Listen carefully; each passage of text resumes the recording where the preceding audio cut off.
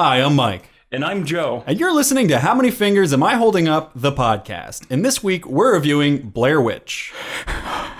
I'm so sorry.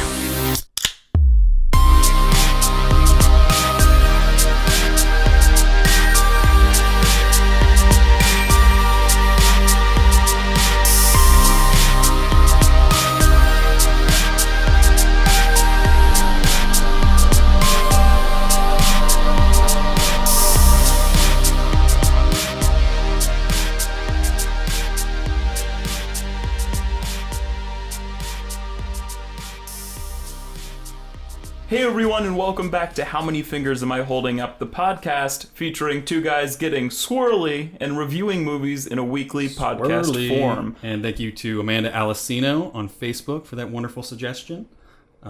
Never heard that before. That's pretty unique. You can hit us up with any more suggestions you guys have for Drunk Synonyms on Facebook at facebook.com/HowManyFingersPodcast or Instagram at instagram.com/HowManyFingersPodcast or Twitter at HMF Podcast, Tumblr, HowManyFingersPodcast.tumblr.com or Gmail, HowManyFingersPodcast.gmail.com. How many social media handles do they have?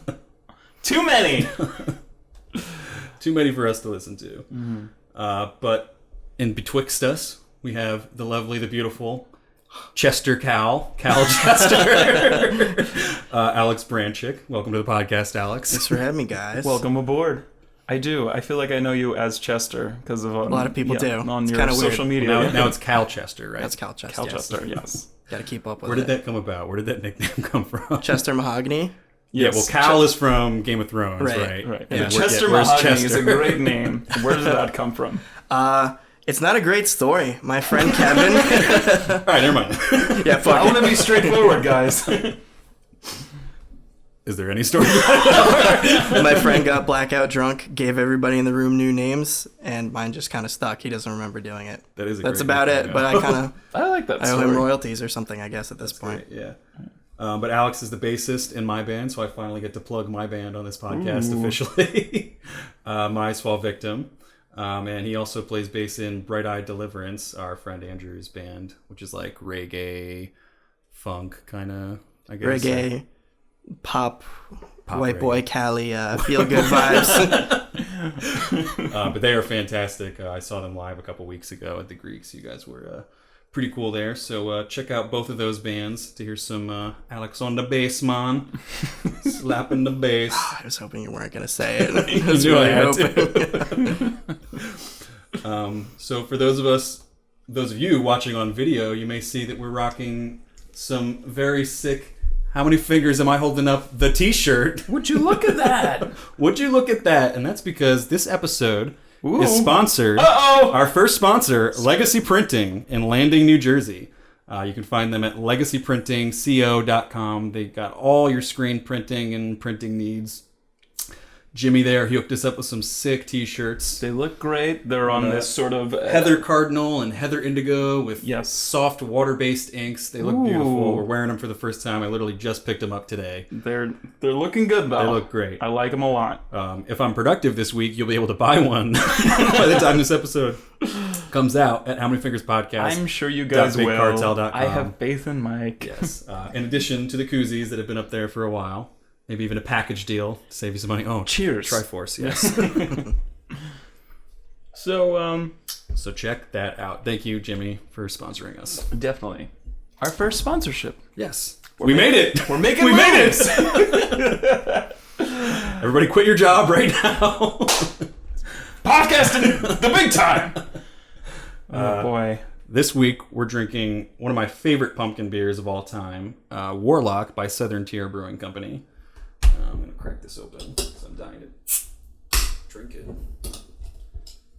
So it's got like a little bit of like chocolatey flavor. It's like chocolate peanut butter pumpkin almost. Really? Yeah. Interesting. And this isn't from this year, is it, Mike? This is from 2015. This is a vintage. Whoa! I don't... Yeah. Old as shit. Oh, God, yeah. Fucking love that beer. It's good stuff. Sponsor us, Southern Tier. Get in contact with us. We'll tweet you. You'll see it. Or your There'll be no way around it. Your social media intern will see it. But gentlemen, I would like to hear your beer thoughts. My beer farts. Now, is this an imperial or is this just a really robust Get that pumpkin ale? Beer elitist term out of here. Excuse me. Imperial stout. Imperial stout brewed with pumpkin and natural flavor added. I just keep getting foam. I'm kind of waiting for the beer. Yeah, there's.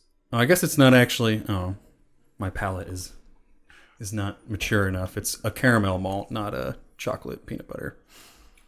I feel like they've got the same flavor. It tastes like chocolate peanut butter. Because it tastes like what's the one? Guys who don't know anything about beer, running a beer podcast.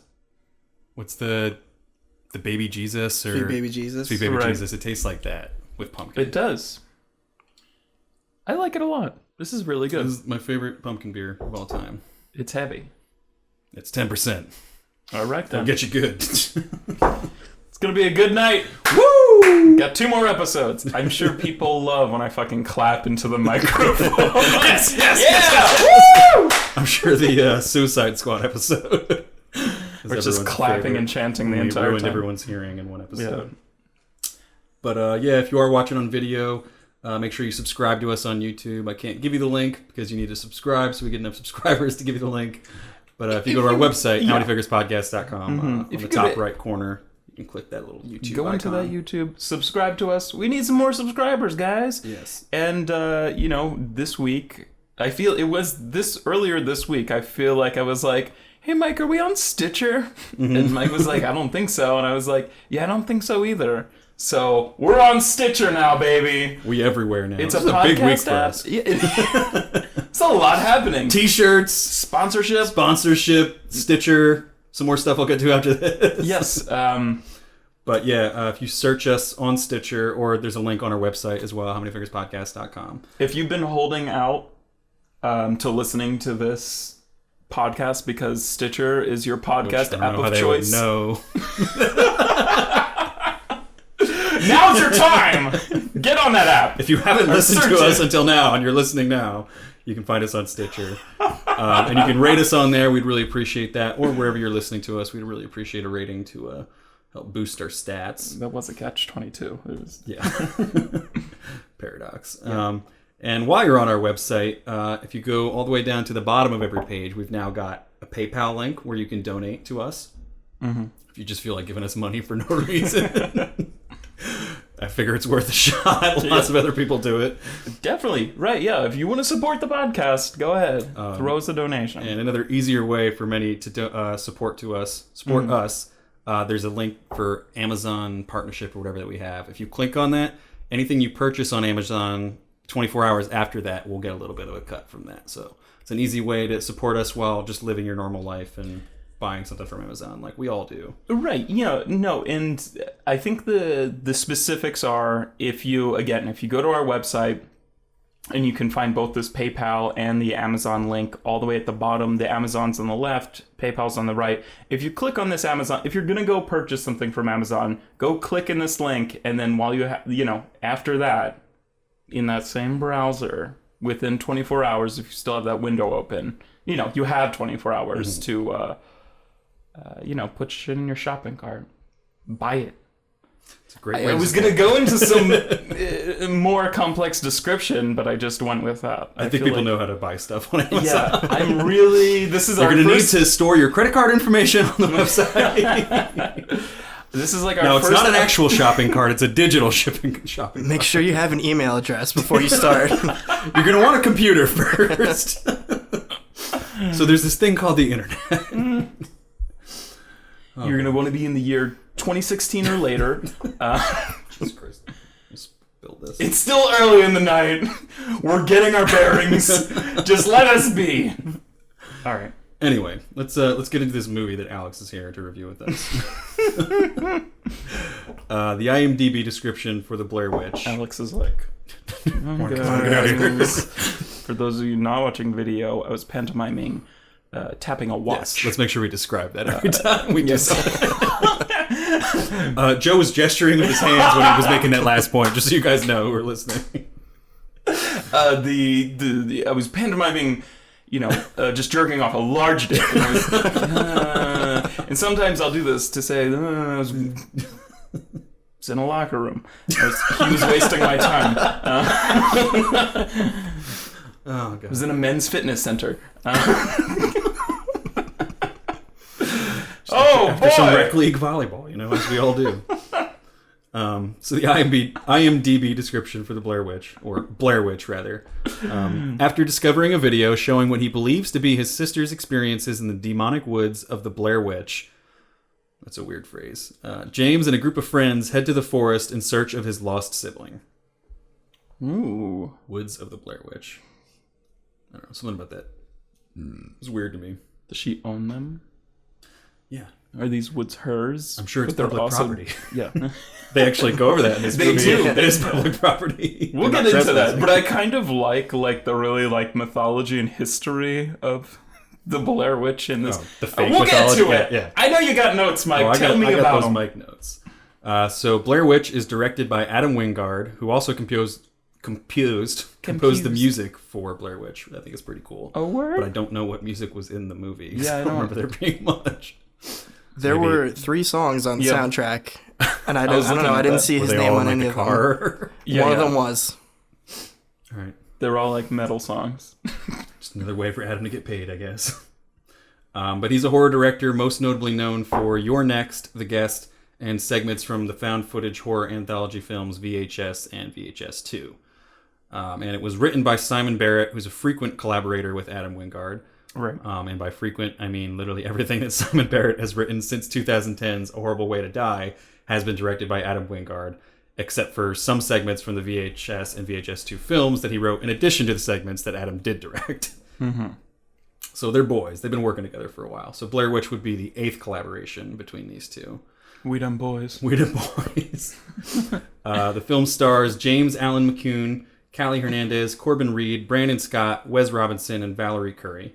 That's literally, I think, everybody in the entire movie. Have we seen any of these people in other? I feel like I recognize Callie Hernandez. Which one's that? The student filmmaker. The attractive one. Yes. The only one that looks like, I don't know. I was like, what is her story? I don't know. I thought they were all. That was a problem I had with the movie, was everyone was too attractive in this, whereas in oh, definitely. The first Blair Witch, they're all regular, ugly, normal people. Yeah, no, definitely. The black guy looked like. Well, both... they all look like they could be models for The Gap. Yeah, no, the black guy and his girlfriend looked like they were... And yeah, again, the film student, they sort of looked like they were in some sort of high school movie. Or, or just some sort of Disney presents The Blair Witch. Mm-hmm. But Blair Witch is the second sequel to 1999's The Blair Witch Project, following 2000's Book of Shadows, Blair Witch 2. The Blair Witch Project was a surprise success in 1999, earning $248.6 million at the box office against a budget of $60,000 plus about $25 million in advertising, making it one of the most successful independent films of all time. Mm-hmm. God damn, that is a lot of money. That is on $60,000 investment. Found footage horror films have existed as far back as the 1980s Cannibal Holocaust, but many consider the genre to be commercially popularized by the Blair Witch Project. And I just had some cool facts about the Blair Witch production and promotion, because I'm obsessed with the way they made the Blair Witch, and I think it's awesome. The original. Okay. The Blair Witch Project, sorry. Tell us about it. The film was largely improvised, as a script was only 35 pages, and it was basically just an outline for the actors to improvise on. Fuck you guys. not that it was like on page 62, shake the camera, I believe you. Yeah, when they said even for the auditions for this, they were as soon as you enter the room, the audition starts. Mm-hmm.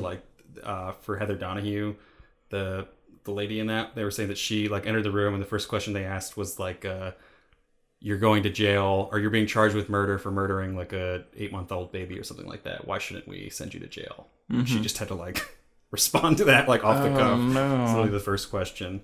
The actors also served as the film's cameramen, actually camping in the woods alone for 8 days and only communicating with the directors about their next locations and general instructions for their characters via milk crates that they found with the GPS system. So they weren't actually talking with any of the directors or anybody else besides the people that they interview in the movie. Shooting finished on Halloween night. And they said that was like really creepy to like come out of the woods after 8 days. And I guess the director took them to Denny's for their first meal. And everyone in Denny's was just in like Halloween costumes. So they said that was like super surreal. And to promote the movie, the creators fabricated police reports and newsreel style interviews about the fictional Blair Witch legend and the disappearance of the film's 3 fictional characters. They even went so far as printing fake newspapers and like inserting those in newspaper stands around the area. And then Artisan Entertainment hid the cast during the film's initial release and edited the actors' IMDb pages to say that they had died. And it went so far as like Heather Donahue's parents got like condolence cards from like people who were like, sorry that your daughter died. That's really creepy. Yeah, they went all out. And then the 2000 sequel, Blair Witch 2, I haven't seen it, but it was critically panned pretty much everywhere. Did you say you had seen it, Joe? Yeah, it's not great. Yeah, any thoughts on it? Or I'll get into it. Okay. I'll get into it eventually. It was. I know they were under pressure too. It was something where they were like, even the director kind of didn't really even have a say in it. Where they were pressuring him to kind of be like, all right, we gotta. They had to finish it in less than a year. It sort of deviated from the original Blair Witch sort of setup and everything. Which, I mean, I'll get into it again. It actually is a catch-22 as opposed to what I said earlier, which was a paradox, like you said. But I feel like I feel like I can sympathize with people who make like reboots or sequels, because it's kind of this catch-22 between why did they change like this, this method that works? And then there's also like, why are you just doing the same thing over again, which is hard to win. Again, the first being The Book of Shadows and the second or the latter being this new film. So it's kind of like, But the director, Joe Berlinger of Book of Shadows had an interesting quote. He said, the studio recut the film and inserted scenes of gore against my will, and I didn't have the courage back then to just remove my name from the film. Ooh. And then to be eviscerated by critics on a cut of the film that I did not sanction was doubly painful. That's not to say that my director's cut would have garnered a better reaction from critics per se, right? But at least I could have stood by the film for representing my vision, and if people hated that vision, it would have been less painful because it's what I would have wanted to be seen. Mm-hmm. So that quote is just feel bad all around. Yeah, that's like the film industry, though. Yeah. And then talking about this movie specifically, or to lead into that, Heather Donahue from the first movie had this quote that I thought was great. All those found footage movies now are union movies. Those are actual movies with actual budgets, so it doesn't have the same punk rock ethos that Blair Witch had. You couldn't have made Blair Witch with SAG actors. There was no meal penalty or meal breaks. We were shooting 24/7 without meal breaks and with nobody really directing us. It was definitely feral filmmaking, which you can't do if you have a craft services table and real safety all around you all the time. That poses a challenge to a lot of current found footage films. You'll just never quite capture the wildness or what the internet was then. So that leads us to this film, where they did a little bit of the weird promotion stuff. Because prior to the film's premiere at the 2016 Comic-Con, the fact that the film was a Blair Witch sequel remained a closely guarded secret, as the film was shot under the title The Woods. And according to the film's writer, Barrett, the film's secrecy was done to prevent backlash amongst internet commenters who the filmmakers felt would react negatively to the news of a reboot. Prior to the official premiere, Lionsgate went as far to release a trailer for the film incorporating actual footage, while still keeping the film's lineage a secret. And the film was still publicly known as The Woods, even at Comic-Con prior to its first screening, with IO9 reporting that the initial theater for the screening was filled with posters for the fake film. After the screening, during which audiences realized that the film was a sequel, all the promotional material in the theater was changed to reflect the film's actual title. And much of the crew didn't even know it was a Blair Witch sequel. Okay. I had read this story of while they're in the middle of a take, one of the lines mentions the Blair Witch, and like the cameraman literally turns to Adam Wingard. He's like, "Wait, are we filming a Blair Witch movie?" That's funny. So they sort of capture a little bit of that, and I think this is where we'll turn and just get into the actual film. They don't capture a lot of the actual like guerrilla filmmaking of Blair Witch and just that style of actual like found footage from Blair Witch, where it's, actors with cameras and not real people, real cameraman pointing cameras around and whatnot. Right. Yeah. So that was Mike Notes. That was the lengthy Mike Notes. I mean, no. I'm just saying, like, we can open the floor. Yes. No, yeah, I definitely read, like, I do think it is kind of funny that we're in this, like, world where, like, large film studios are, like, very scared of sort of, like, internet commenters. Like, yeah, they're literally. they're like, oh god, we can't. It wasn't like they were keeping it secret to like really be like a cool thing. Yeah, they were more keeping it secret because like, oh god, like the internet's gonna hate us. Right, because I mean we've seen shit with like this with like Ghostbusters and everything. Like when you take a popular, again, the formula to making a lot of money is to take a film that was once popular and kind of rebooting it or making a sequel to it. But again, like that's a formula for money, but it's also a formula for like, how dare you change the thing that I like, you know, kind of.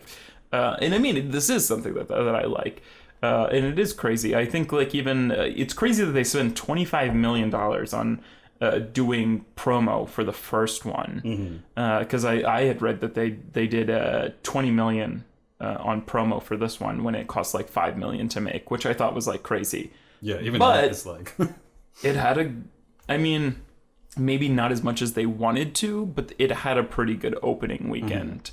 I think it was... What was it? Was it second? Yeah, it was second. It opened second to Sully. So it had a pretty good opening weekend. I mean, we're talking about it... Okay, this is the weekend after that we're talking about it, right?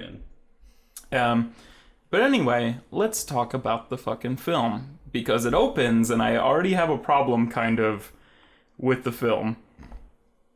There's a lot I like, there's a lot I don't. There's a lot that I don't like. But we open, and the film is essentially showing the footage from the Blair Witch Project. And right off the bat, and I was like looking, me and Sabre were watching, and I was like, God damn it, like, what's it called? When I forget any of the characters' names from the original. Yes, when Heather's running into the room and she sees what's-his-face standing in the corner or whatever. Mike, yeah. Yeah, and then she kind of like falls over. As she's falling over, you hear this like... or something, which was not in the original film. I noticed that too. Right. Off the bat, put a bad taste in my mouth. Right, and you hear that during the film a lot too. You hear this kind of like... And that's like, I think to like start off this review, what was I going to say? The original had so much ambiguity. Like, you could argue that there is nothing supernatural happening in the first film. You're filling in the cracks with your own mind. And and like it's literally in the first shot of this film that they're like, this is supernatural. In like, edited footage from the first movie, like spitting in our face even more. So right off the bat, I was like, oh fuck. And again, again, to kind of reach back into your mic notes, Wingard and Barrett, these are like the guys for fucking like indie horror right now. They're like who you go to. Everything they touch is like been really well. So I can imagine I even like looked into like the horror community really, but like I can't imagine they're exactly thrilled with this choice. I don't know. Yeah, because they're even like mumblecore guys kind of, they're doing like this kind of like really indie, not controlled horror. Well, yeah, I can imagine they're probably huge fans of the original, because I think they were saying that the whole way this like started is they ran into the creators of the original at Comic-Con or like South by Southwest. I think. Yeah, that's what it was. Yeah. Same thing. And then later on, Lionsgate, I guess, whoever it was, contacted them and was like, "Oh, we have this whole synopsis. Do you guys want to work on this?" Right. So they had like the whole thing planned out, and so I don't know if this is a case of like the studio like kind of steering them the entire time, and maybe they don't feel like they have as much creative control in this, because they definitely are indie guys, almost mumblecore guys, and from what I can understand, a lot of their films have to do with like the last like 30 minutes being like a big turn in the movie and kind of like raising the stakes a lot, which is in this movie, right? But it also feels like they raised the stakes right from the beginning in this, and it doesn't really focus too much on like characters in the beginning. It's kind of just, all right, let's get right into like the scares like right away. Really? I thought there was like a really big... I mean, this film is kind of beat for beat the first one. I mean, but instead of, I feel like I'm kind of like really going full speed ahead into like what this plot is, but I feel like the really big scares in the original, The Blair Witch, are kind of like in those last few minutes, where in this movie, it's sort of the whole entire third act kind of is like scares, and they do a pretty good job of making the last like 20 minutes of this movie pretty scary. Yeah. But yeah, that's, I don't know. Yeah. But, yeah. Were there any, like, like, did either you guys, like, going into this film, I mean, I know probably with both of you as myself, The Blair Witch is a gigantic film. It's like, it's just like, how revolutionary. It's my favorite horror movie of all time. Oh, definitely. Yeah. Yeah, it's one of mine as well. But, like, when you went into this, Alex, like, what were you expecting? I mean, did you see the sequel? I did see Book of Shadows. Yeah, Book of Shadows. Yeah. Unfortunately, I did. What did you think of that? I thought it was atrocious. I feel bad saying that, given everything we established before about the director's feelings on it, but I thought it was just horrible. It should be shitty though. If it's like if the studio has their fingerprints all over it. But what did you think before heading into this film?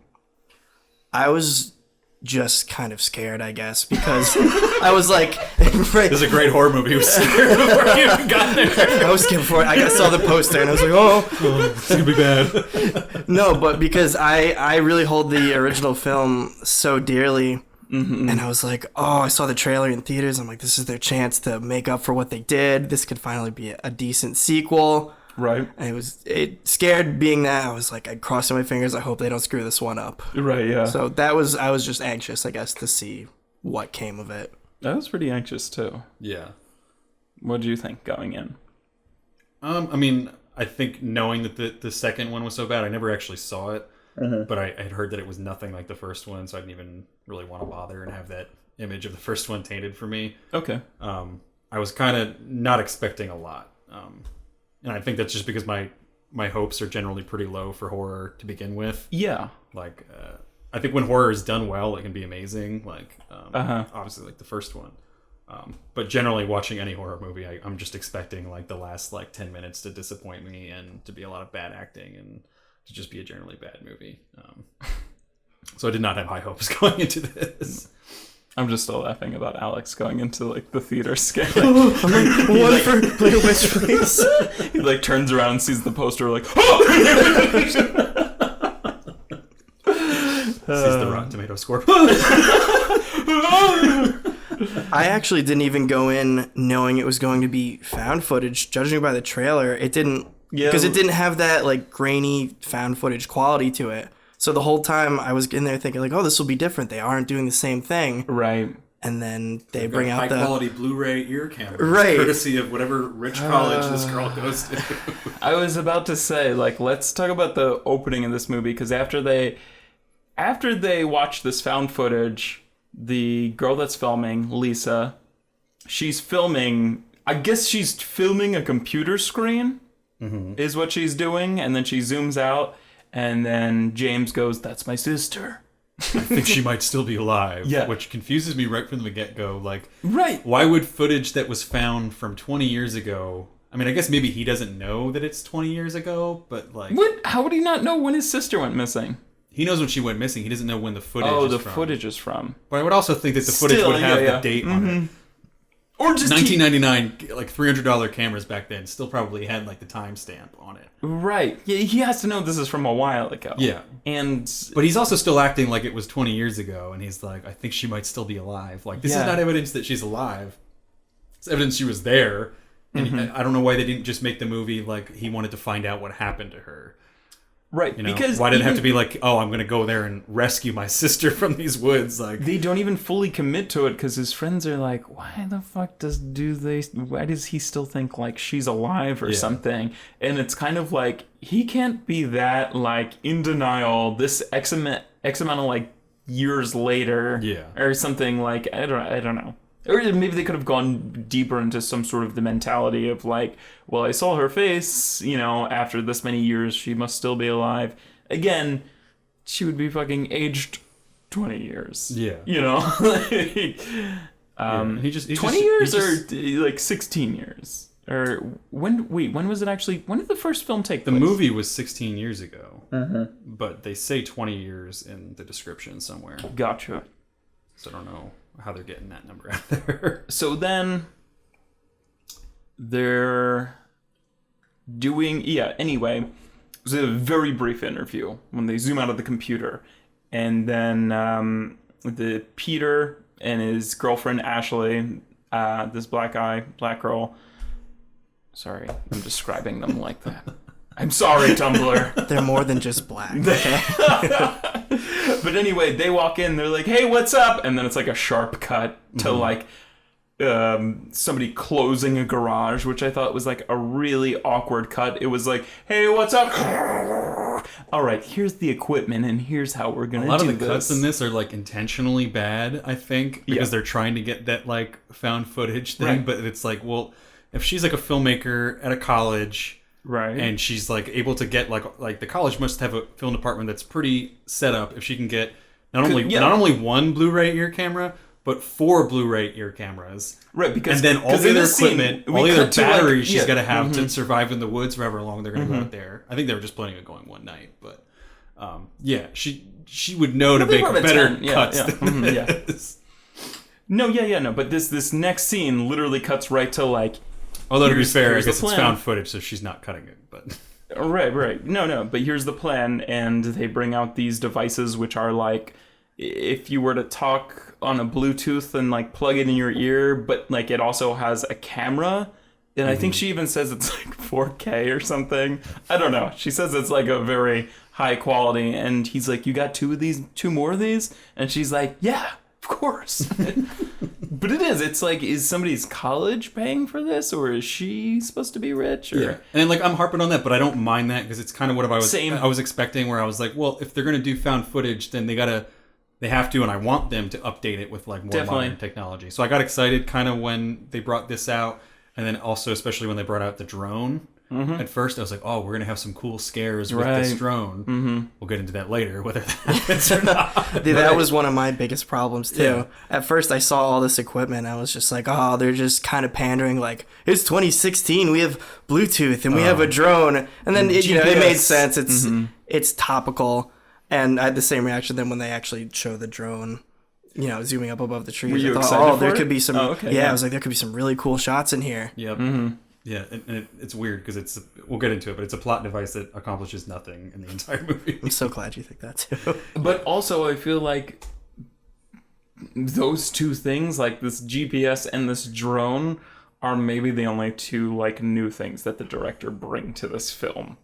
There's really not a lot of other besides that. Well, he brings some other new stuff. No, at the very, very end. But there's like some sort of. I mean, besides that, they go beat for beat. It's kind of the same scenario. I don't know. I have some problems with the ways that they stray from the original. Okay. Because it ends up fucking with the mythology of the original too. Okay. But I mean, we'll get to that. So the next scene, I don't want to go scene for scene, but I mean like up until they get into the woods.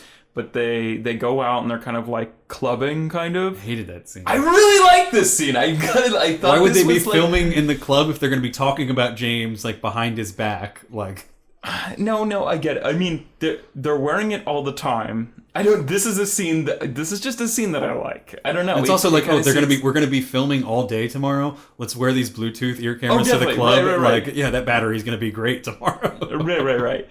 Because it's not like they have like a replacement. It's probably like USB charged. Oh, it's definitely too small for any battery to fit in there. So it's kind of just like either it's charged or it's not, or you have an extra one. And however much like flash memory that would have in it that they're wasting at the club before they're supposed to be out all day. I don't know. I like that scene.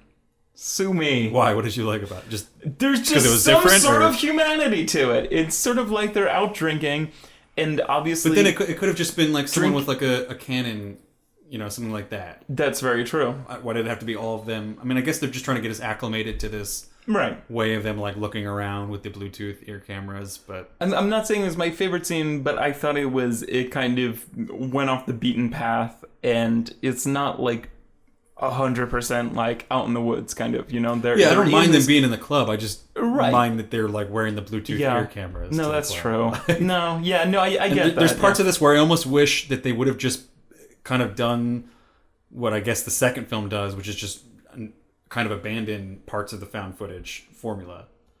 Right. Because in the first one, which I feel like is like one of the only found footage movies that really has a successful like excuse for like someone filming all the time, because she says like, oh, like it's just, it's what I do, like what else is there to do, like obviously I have to film this. Whereas they don't even try to like justify all the filming that they're doing in this. Like they're just filming at all times, like no matter what's happening. They're sleeping with the cameras on. Yeah that's true. I don't know, when I was watching it, I couldn't help but think that I don't know, I felt like all of the found footage camera work works, because there's no, I mean, as compared to a few other like found footage like horror films where there's no like omniscient camera where you're like, wait, hold on, like where's that camera kind of thing. Like they never break away from all these other they have a lot of cameras, so there's a lot of options, and it's never like too out of the realm. I mean, unless again, like you guys are kind of like looking at it like, why would they walk into like the club with this, or why would they go sleeping? Because that was what I felt like they justified in the original. Because like even like in the original, like it would cut to like, because they had to literally, I think they had like 19 hours of footage that they edited down to a 90-minute movie. So it would cut to like in the middle of like a scare almost, like oh, something just happened in the woods. Like you wouldn't get to hear it. You would just hear them turning on the camera because something happened. Whereas this, like the camera was like up and ready and filming for like all of the scares going on. Right. Like there was nothing that made you seem like, oh, okay, maybe I should turn the camera on. Right. It was just like, oh, the camera was running all the time on this Bluetooth ear thing that like probably has like the shortest battery life, because we all know those Bluetooth things don't last too long. The shots would also zoom in and out, which I found really weird.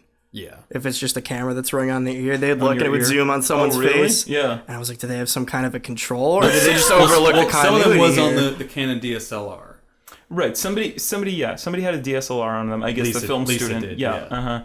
And that was like the ones where it looked like found footage, because the quality would be shittier, whereas like the Blu-ray was, or the not Blu-ray. But you can't expect, the Bluetooth. We've been saying Blu-ray the entire time. What? I think I've been saying Blu-ray the entire time. I don't think so. I think this is the first time. I think I literally wrote it as Blu-ray. I think you might have. I said, yeah, Bluray your camera. Oh, they've been watching Blu-ray. It's just had a DVD on there.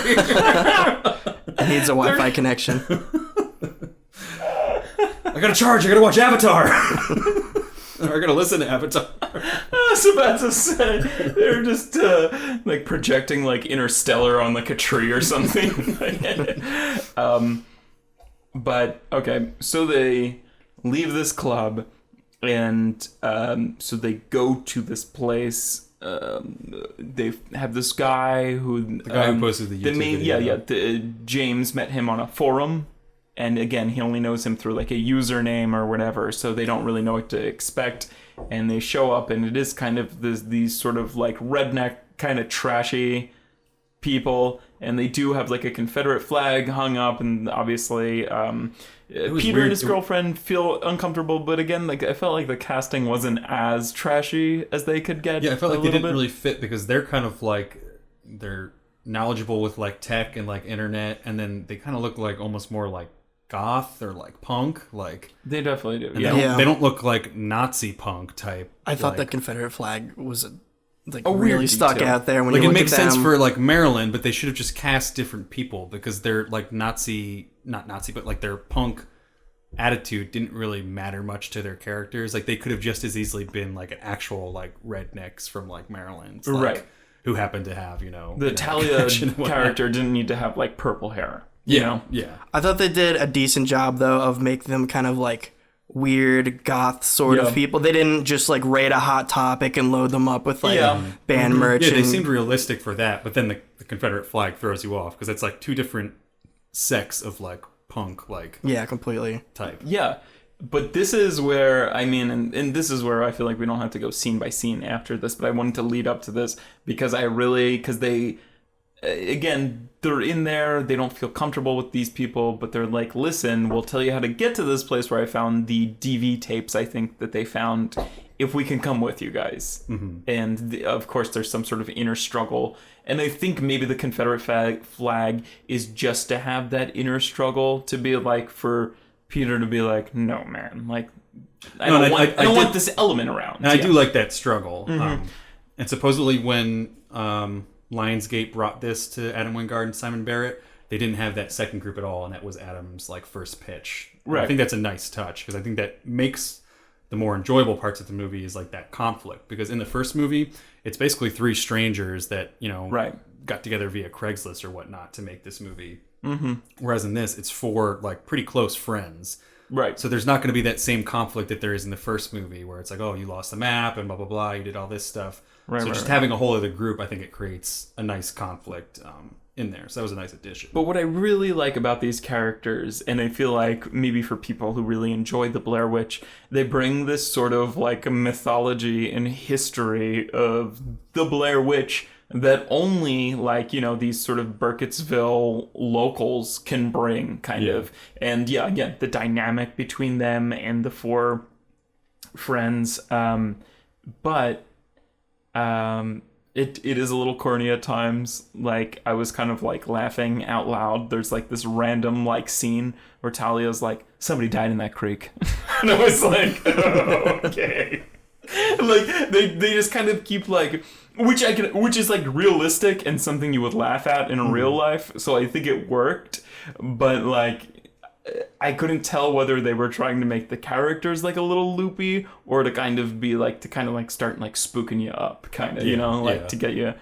I didn't necessarily like the additions that they were making to the mythology at this point. Yes. But I did like the fact that like these characters were just people that were like trolling forums. Like, I thought that's a nice update to like 2016. Like, I don't know if he specifically mentions Reddit, but you can imagine there's a Reddit thread for like the Burkittsville Woods or the Blair Witch Woods or whatever. So I did like because he literally has one line where he's like, oh, I read it on a forum. Like it's almost like a punchline. Oh, right. It's a nice touch. But I don't necessarily like the stuff that they're trying to add. Like, I think at that point he says something about like, oh, like if you look at her, you die, or something like that. Like, right, you'll be so scared that you'll die or something. But I also kind of like that.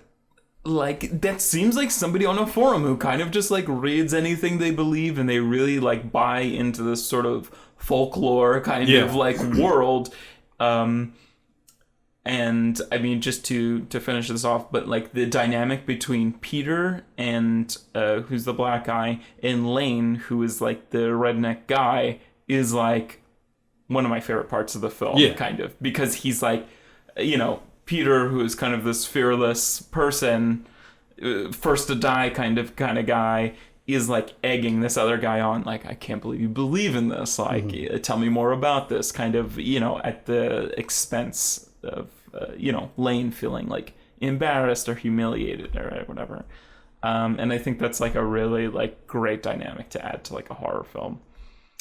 But and then so they spend that first night in the woods after they're all set up at the camp. Right. And this is, I think, maybe one of my first big problems is it just jumps right into like some what were bigger scares in the first movie. And I guess that's because they're not trying to just rehash the same material from the first movie. Okay. But the first movie, I think it is genius in the way that it kind of builds up the tension the entire time. Like it doesn't go right to like somewhat like supernatural stuff happening. It's a lot of just like, oh, like we're lost and we're frustrated and all this stuff is happening. Whereas this, they spend one night in the camp and then immediately there's stick figures hanging from the trees outside and they've lost time and it's like 2:00 in the afternoon and they somehow slept that late. Right. Like, so it's just kind of like jumping us forward in like the timeline of the first movie, like way too far. Yeah, I didn't like the way they paced that. Yeah. You didn't get to feel vulnerable first at all. They just throw you right into it. They literally only camped for like one night, whereas in the first movie, they're in there for like 8 days total, and like the real scary stuff doesn't start happening until like day like 3 or 4. I feel like in the first one, there's a lot of just like, oh, we'll have to figure it out tomorrow. We'll camp for the night. Almost like when they were walking out into the woods in like broad daylight, I kind of thought there was going to be some like, the way the film was structured, I kind of thought there was going to like already be some sort of like jump scare, but there wasn't. But then I did sort of like after that, how they have the conflict between them again right after that, where they're like, you know what, let's just leave. This is too fucked up. And then as they're leaving, they see the string in Lane's backpack, and they accuse him, and he kind of owns up to it. But then he's like, yeah, but like, how could I make you guys sleep until like 2 p.m.? Like, exactly. And that's where it's kind of like, it's taking the stakes back a little bit, but then he kind of pushes them forward, where he's like, I couldn't fucking do that shit. Like, there still is some supernatural stuff going on out here that I can't account for. So I did like that part. It is, and it kind of sets it up for like a 2 p.m. thing. Could also be explained in some other way. They do have this, like, this could be not supernatural. This could just be two.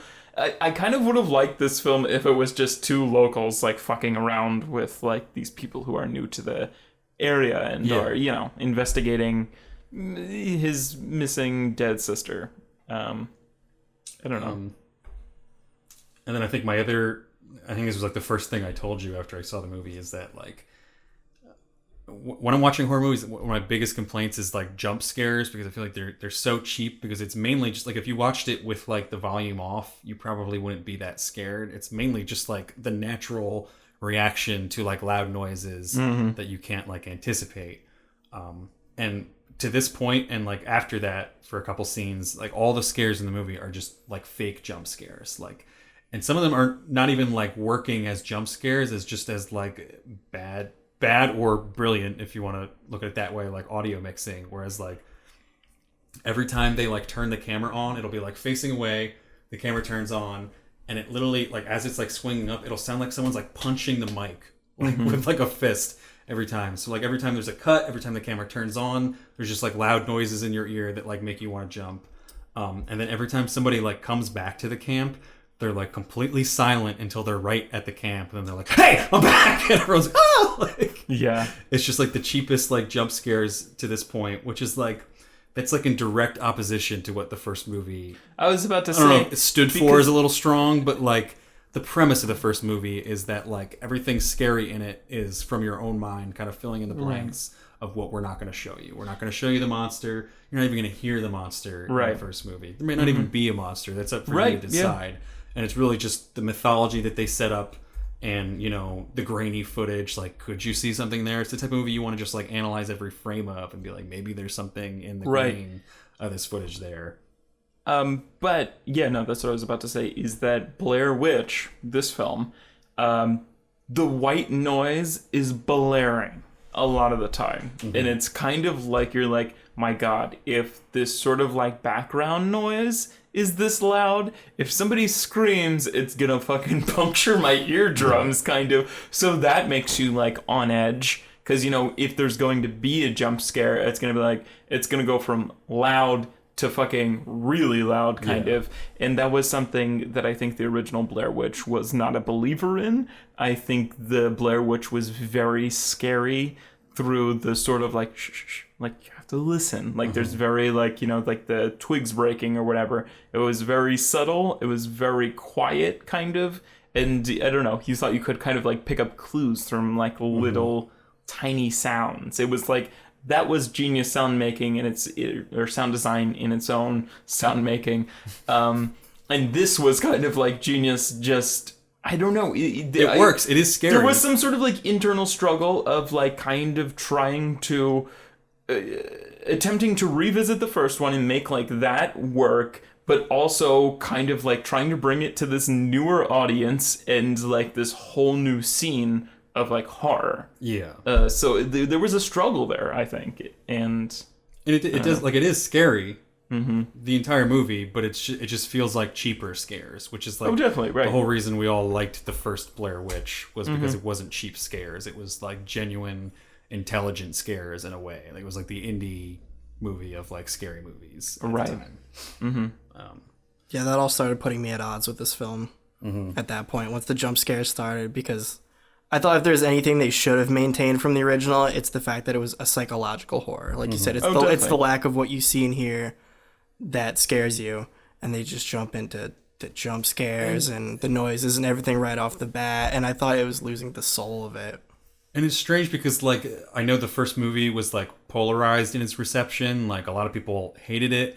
There were people that like sent like death threats to the actors because they spent so much advertising it. Like, it wasn't like it was like necessarily a viral hit. Like, it was advertised like a big movie. It was just produced on this like low budget because they saw the value in it.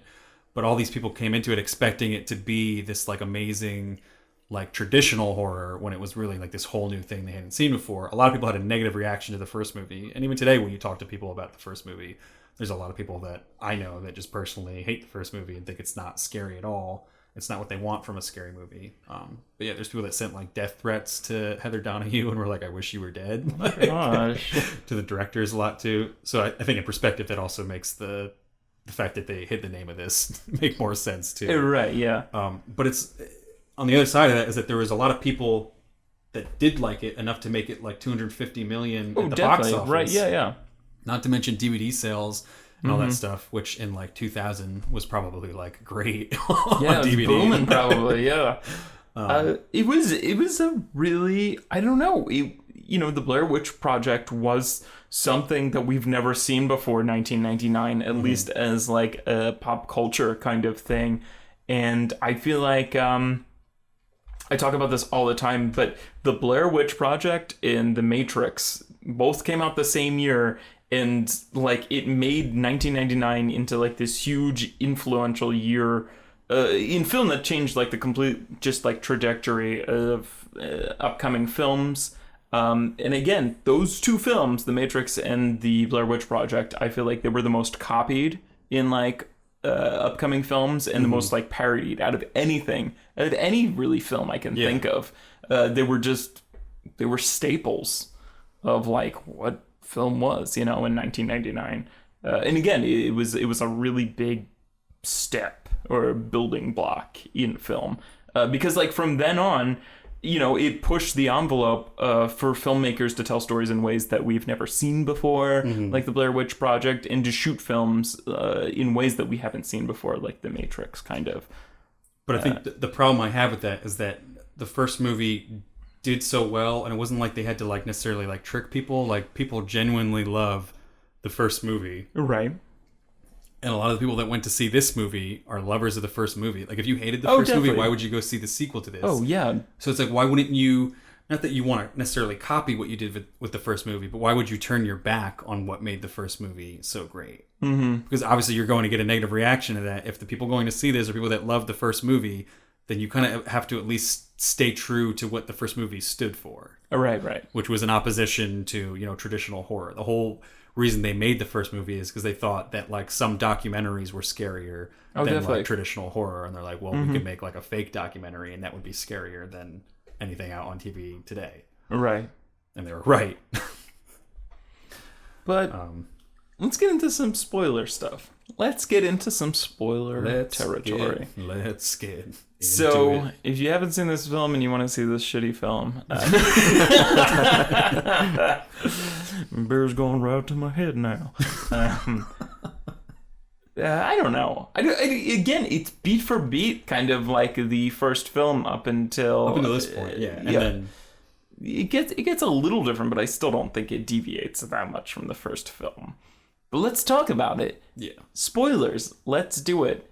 So, anyway, they continue after, again, sleeping till 2 p.m. or whatever, and time is screwy.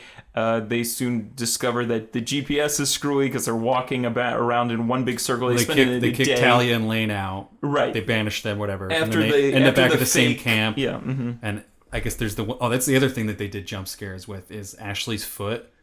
Yes. Like, she hurt it in the creek, and like even then when she hurts it in the creek, they make it sound like her like shin is snapping in half, but she just like cut her foot. And then every time she like hurts her foot after that, they do the same thing. They make it sound like someone's snapping like the biggest bone in her body. Like, I don't know if that was just my theater the way it was cranked, but every time she like misstepped and like hurt her foot, it would literally be like like someone was like breaking her leg. Right, but was it not like that for you guys? I think there was a reason for that though that they show later.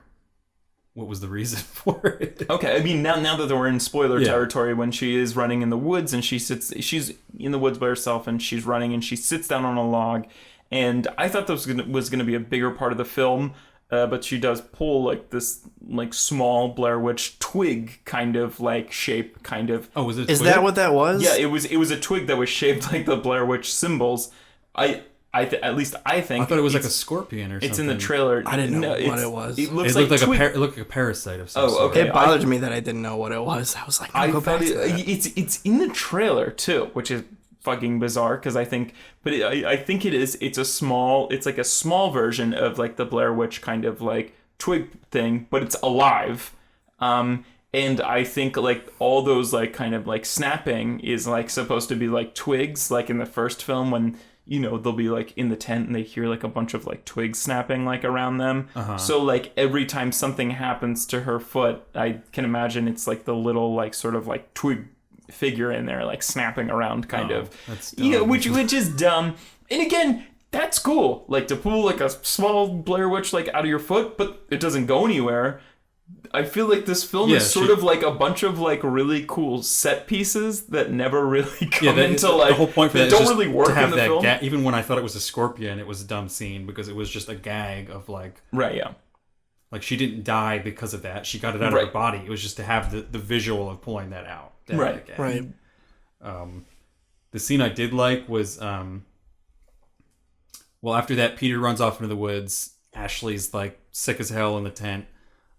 She's from her infection of her foot. And then Peter goes to get firewood. I don't know if it's a whole night. I think it's still, most of this takes place in the same night. But Talia and Lane come back, and Lane is talking about how he's like, they're not real. Lane thinks he's like hallucinating. He's like, when was the last time you saw us? It was like 5 days ago. 5 or 6 days ago. Yeah. There's like time stuff being messed up.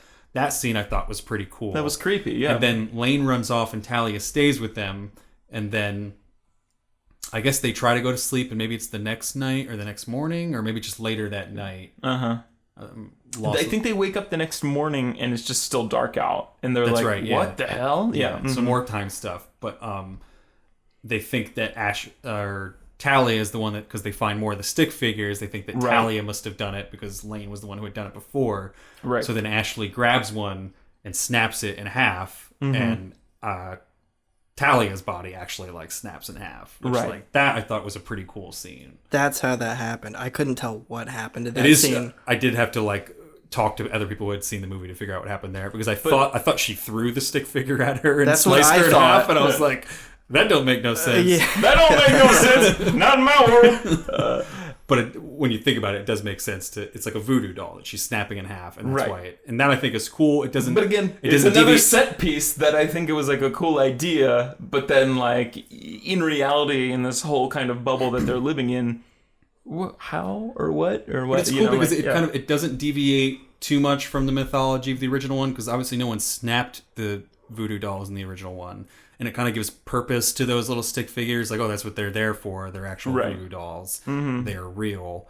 And it kind of confirms that there is something supernatural there. I don't mind that as much. But why then were there about 100 of them when there was about 4 people in this movie?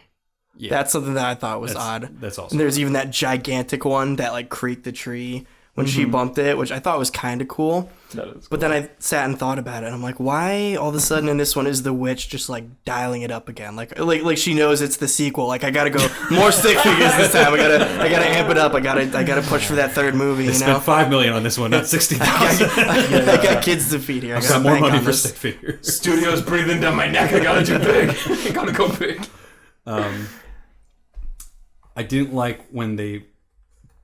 Just the way that like the witch, quote unquote, could like throw shit into the air, because that felt so far removed from the first one. Like, it was almost too visual of a gag, or a scare. Like the one scene where they throw Ashley's tent like 20 feet into the air. It's in the trailer. It looks cool in the trailer. Oh, definitely, yeah. But in the context of the movie, it's just kind of like doesn't work as well. That's weird. Like, that's just too far from what we had in the first movie.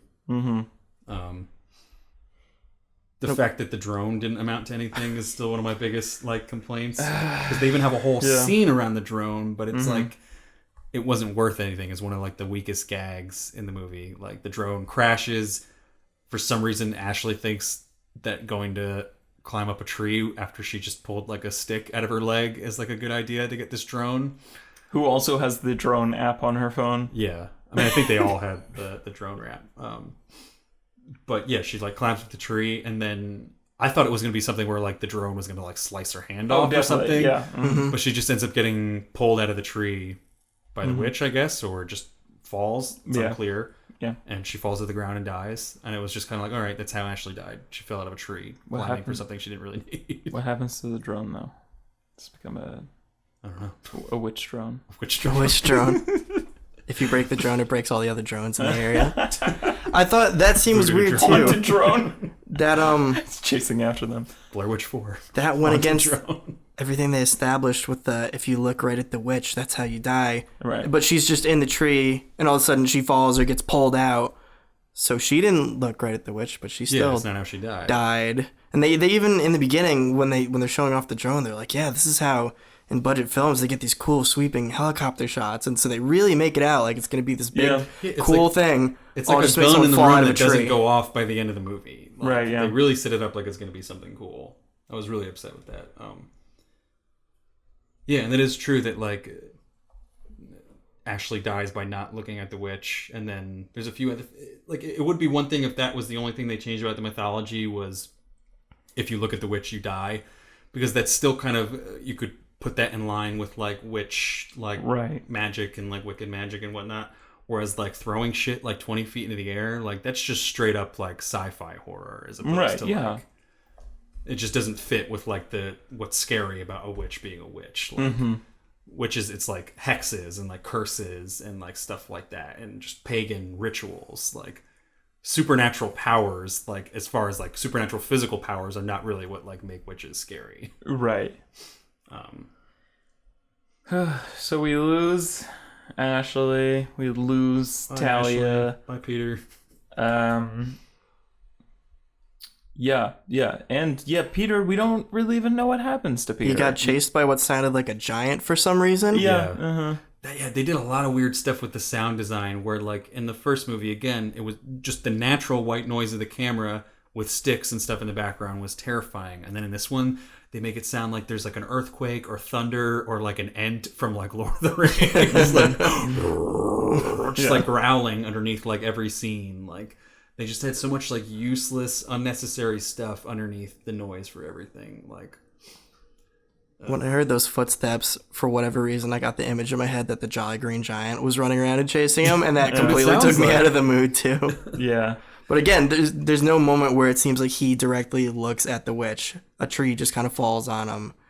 Yeah, because he's wearing the Bluetooth camera, so if he looked at the witch, we would see it. Exactly. And they bank on that so much towards the end of the film of being like this big, this big point of the climax, and they don't even stick to it the whole time. So I don't understand why add to the mythology when one, it doesn't jive with the first movie because... It doesn't even jive with its own mythology within this movie. Right. It seems so unnecessary to go and taint it like that. I did like the last 15 to 20 minutes, though. Right. That's where I think it is a genuinely... It's not even cheap scares at this point. Like, it's not cheap jump scares. It's actual, real, fucking, like, blood-curdling, like, tension and, like, scares at this point. It's just maybe not what I want from a Blair Witch movie, but I do think it's genuine... horror and good horror at that point, and I think this is probably where Adam and Simon probably had the most control, because from what I understand, I haven't seen any of their other movies, but that's what they're known for, is like just really ramping shit up in the last like 20 minutes and just having you on the edge of your seat. Have you seen other movies by them? Or I, for the most part, really like the VHS movies, so I can say that definitely holds true. Nice. But yeah, so they end up finding the house, what's the guy's name? Rustin Parr's house. The house from the end of the Blair Witch movie. And I did just kind of like this scene as like a scene from a movie, but again, it just feels like it doesn't fit with the Blair Witch, but like the rain is coming down now, so it's starting to get like more cinematic, and there's the scene where James and Lisa are standing outside the house, and Lisa's like, why would you go in there? Like, don't go in there. And he's like, he says, this is why I came here. Like, right. And he thinks that he hears his sister inside. Yeah, and she's like, that's not her. And he's like, I have to go in there. This is why I came here. Like, I think that's a genuinely cool, right. It's definitely. Like the stakes are really raised type movie, but it just doesn't fit with like the Blair Witch vibe. So then he's running around in there. Cool set design too. I mean, the house itself looks like really cool. It looks like it's still just the original house from the original movie, which I think they just found in those woods. So it's some historic house in real life. I don't remember exactly what it was, but it's actually like a historic landmark, I believe. That's actually something that bothers me, to go back when they established that Lane and Talia, I believe, right? Those are the names. Yep. That they sort of lured them into the woods with ulterior motives, and that they were messing with them. The idea is that he planted that fake footage of supposedly of Heather, and that's how he managed to get them in there. Because he says, "Oh, I've been to the house," and then later he says, "No, I've never been to the house. We've never been past the creek." But when you watch that video he made, it's clearly the same house. Everything is exactly the same. So that bothered me. Is how did he? Unless the tape somehow made it out of the house, or the point of that tape is that he fabricated it. Isn't it the tape where he thinks he sees tape from the? No, I believe he says that he made the tape, if I'm not mistaken. I'm not really sure, because I think he admits to making these sort of Blair Witch, the sticks and rope or whatever. Those I thought was because he actually believed in the mythology, though, and it was like protection. But then Lisa gets at him because, like, literally right before that, she says, like, "Why are you using that, like, very outdated camera that uses, like, DV tapes?" And he's like, "Well, like, DV tapes actually pick up stuff that sometimes, like, digital stuff won't," which is not true. But just blatantly not true. And then they were like, "Oh, is that why you're using your, like, this DV camera? Is because, like, you, like, made those tapes or whatever, and you're just trying to, like, lure us out here or whatever?" But I don't know. I didn't catch on to if he fabricated them. I'm fairly sure that they stated that. Oh, okay. I thought it was very odd that it was somehow in the same house. Yeah, I could be wrong, but that's what I remember, because I remember being really turned off by that. Because eventually they go in, and or James goes in, and then Lisa follows because it's just creepy outside. I feel like she sees something outside. She does. She sees, like, the witch, essentially. They finally show it. Right. Oh, is that when? Yeah, and it kind of looks like Slender Man, which I hated at first. And I still kind of hate, but then reading up on this, apparently they meant for that to be in the first movie. They had a guy that was literally just out in the woods while they were camping, just in, like, long johns all one night. Oh my gosh. That they were just hoping that they would capture it. And the one scene where Heather runs out of the tent and she's like, "What the fuck is that? What the fuck is that?" That's that guy, but she didn't turn the camera enough, so they never caught it on film. But he was supposed to be in there. Oh, that's funny. So the design of, like, it looks more like the Rake than, like, Slender. Looks Man. like a Wendigo or something. Just like pale, like white, like humanoid type creature was supposed to be in the first movie. Oh wow! And ended up not being in it, which I think makes the first movie better. It's just cool that she says, "What the fuck is that?" Yeah. And you don't see it. But yeah, so they did end up getting to use it in this one, and it's terrifying to look at. But it just feels weird in comparison to the first one. I almost kind of missed that. And I mean, you see it in the house. You see it outside the house first. That's why she runs into the house. Right, yeah. I mean, I saw it, but I feel like it would almost seem like it was too far away for me to, like, really process. I was like... Yeah, it's all quick and really, like... It was only, like, half the body, too, like, obscured by a tree, I believe. Yeah. You can kind of just make out that it's a slender, white, pale humanoid type of thing.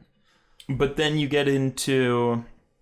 So she sees that, she goes into the house, and she goes, I believe James goes upstairs, and she goes downstairs, and when she's downstairs, she runs into Lane, who, I mean, this is the reason that I believe that he's kind of never been in the house before, and he's very sort of like, this is why I believe he's never crossed the creek before, because he's going crazy, he's losing track of time, he's in the basement, and I think he's definitely getting something from, like, the witch that's telling him to do things. And it's telling him to put Lisa into... There's a lot of things that happen between him and Lisa. Well, he literally says, like, you have to do what she tells you. Right, yeah.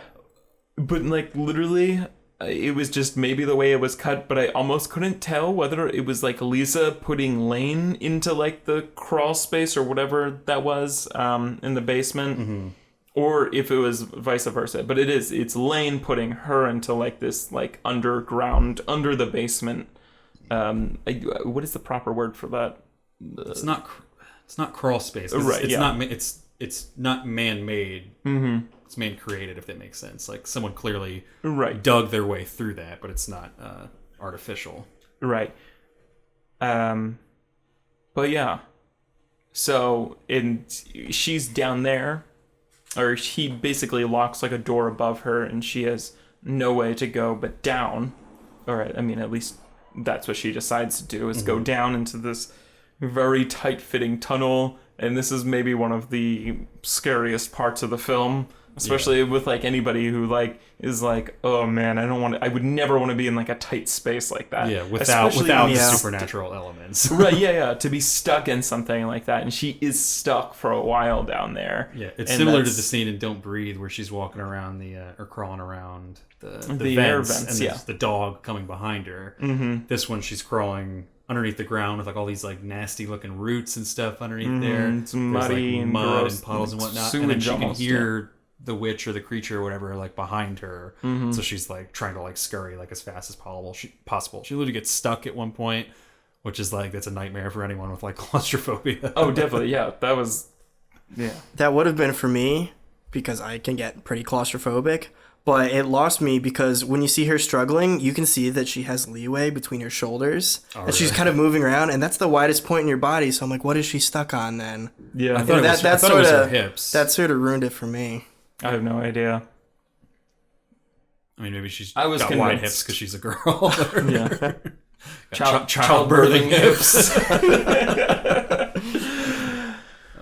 Oh boy, but then somehow she gets back in the house. I feel like there was a time lapse in that where I was she eventually makes it through the whole thing. She comes up and then Lane, in a different part of the house? Yeah, and Lane is right there and attacks her. She's able to like stab him in the neck, so she kills Lane. Mm-hmm. And I think she finds what's his face again? James again. Right. And they make it all the way up into the attic, and then there's fucking like UFO lights or like fucking blaring. That's exactly what I thought. Because they get into the attic, lights blare through all the cracks. And right, which is the first thing you think of. I mean, since we've seen a bazillion movies in 2016 because of this podcast, the first thing I thought of was 10 Cloverfield Lane. Oh, really? There's that scene where she goes out to like the shed kind of.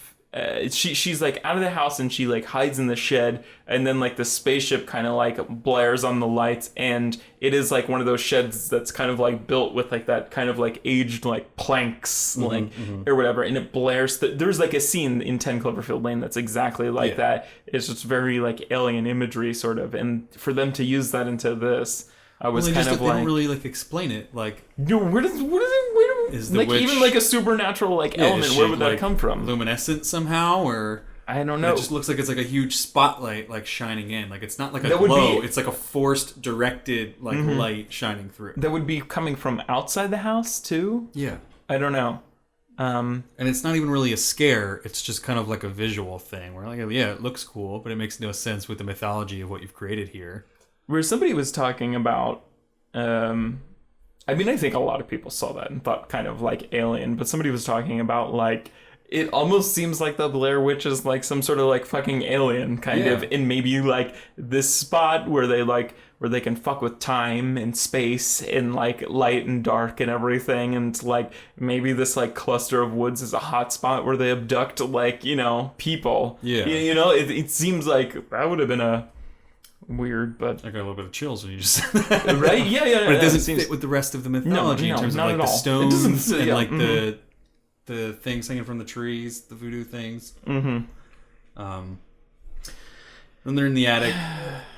I didn't mind the scene where they're in like the corner, right? And like we kind of have a repeat of the first movie, which is like a nice throwback because it's so iconic from the first movie. Oh, definitely. Her crying into the camera, and we basically have her little brother's version of it, where he's like, "I'm so sorry for like bringing you out here." Mm-hmm.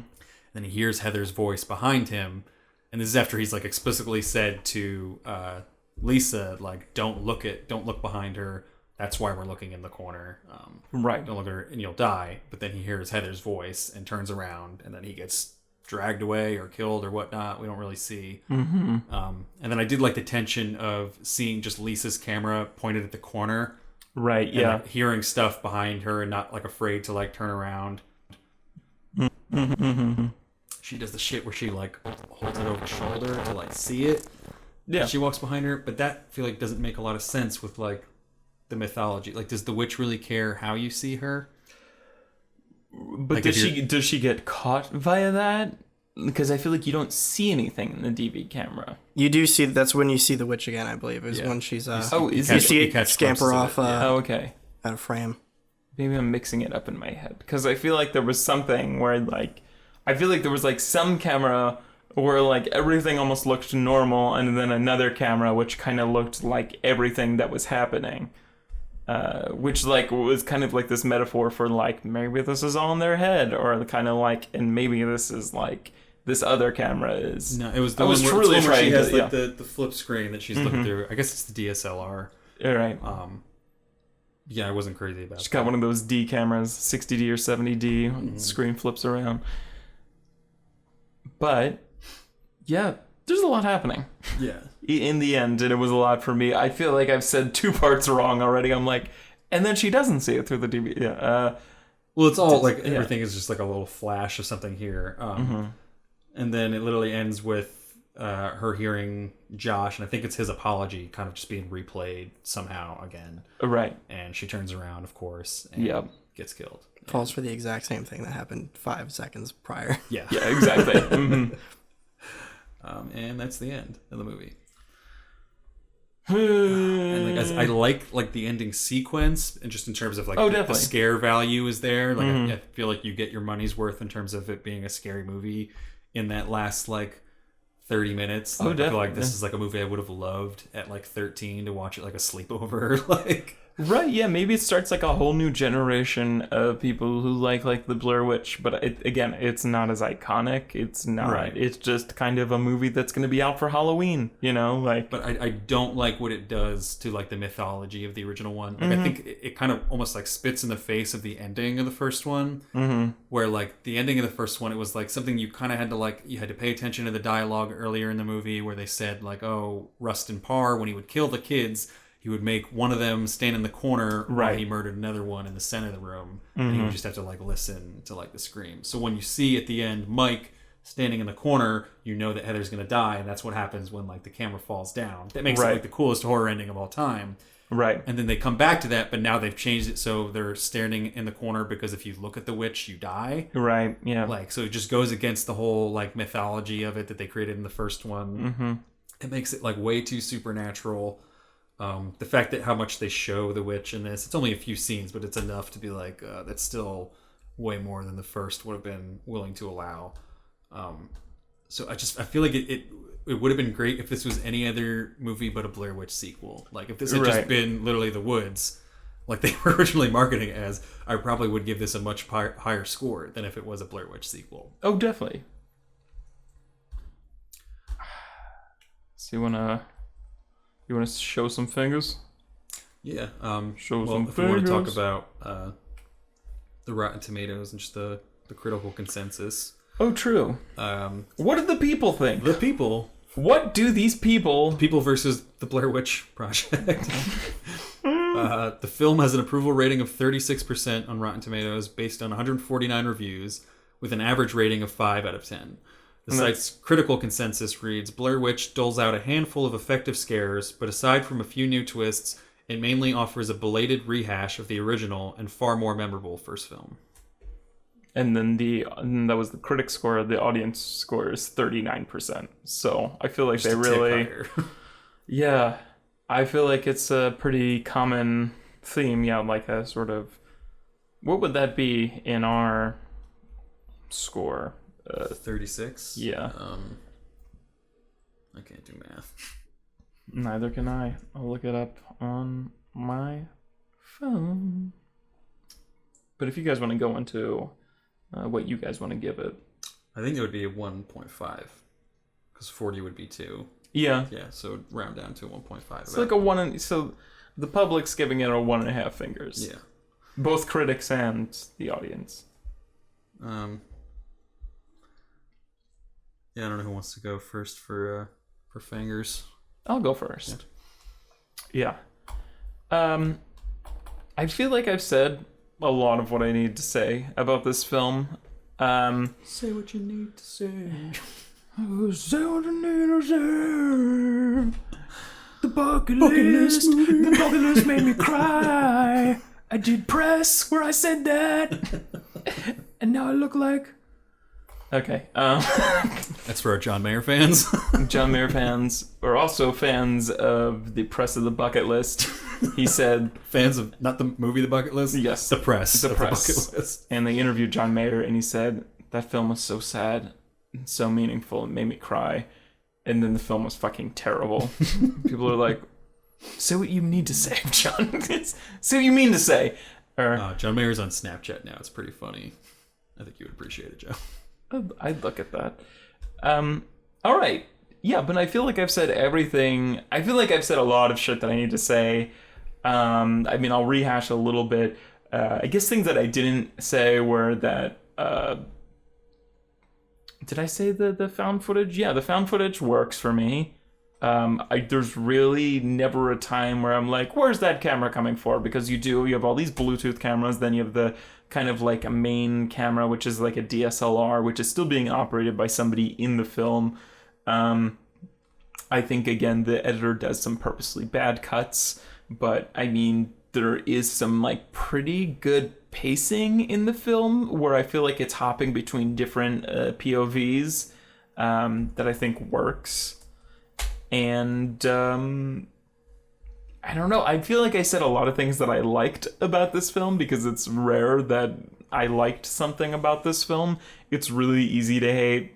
It's not a good movie.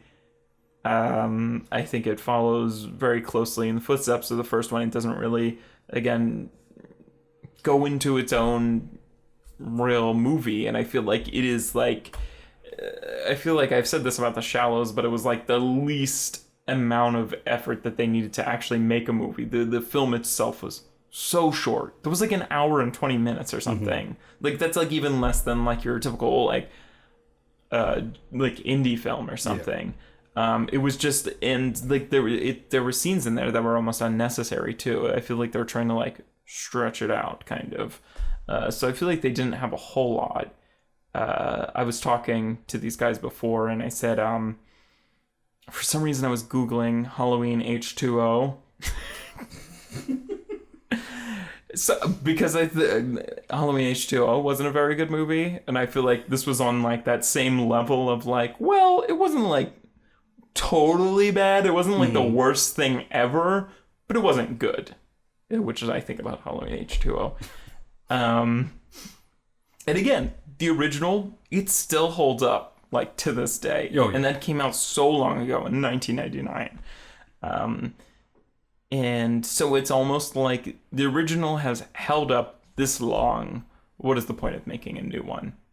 Mm-hmm. Money. But because they spent so little on these films, even the second one was like they made it for like $5 million, I think, like same budget as this, or maybe $4 million something. Mm-hmm. And they still have like a gigantic turnaround because people are like, the Blair Witch, I want to see another one. Yeah, you know, they're saying they made like $25 million on DVD sales alone for the second one. Oh my gosh! Yeah, no. So the director was like, "Yeah, I sent my daughter to college on that." It's incredibly profitable. You know, so I get it. I get why they make it, but that still doesn't mean it's good. Mm-hmm. So I'm gonna give it one finger. One finger. One finger from the boy out of 5.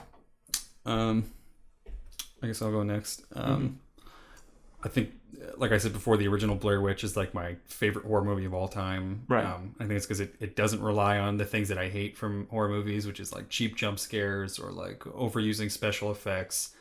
And the scares just all come from your mind, from filling in the blanks, from what they don't show you.